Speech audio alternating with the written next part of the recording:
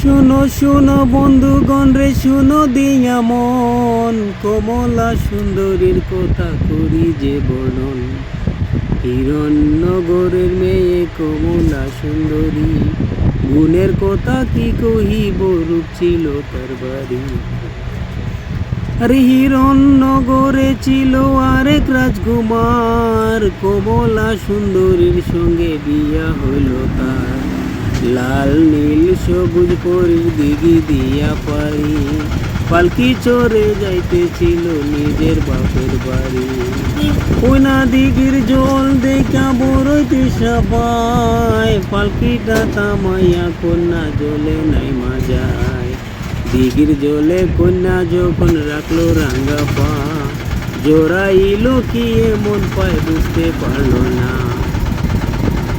চুলের মতন ওই না বাঁধন যখন খুলতে যায়, ছিঁড়তে গেলে যায় না চেরায়, কি হলো দায়।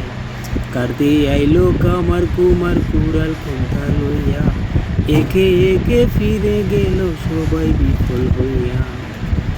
এমন কইরা 3 মাস 3 দিন গেল যে কাটিয়া, কমলার ঘুম ভাঙিল কান্দিয়া কান্দিয়া।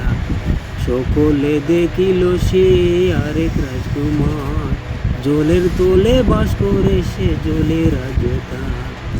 কমলারও আশিক হইয়া চুলে দিল টান, কমলা ও পাগল হইল বিধির বিধান। মা বাবা স্বামী কন্যা কান্দিয়া হাসিল, কমলা ডুবিল জলে ফিরে নাই আসিল। কমলা ডুবিল জলে ফিরে নাই আসিল।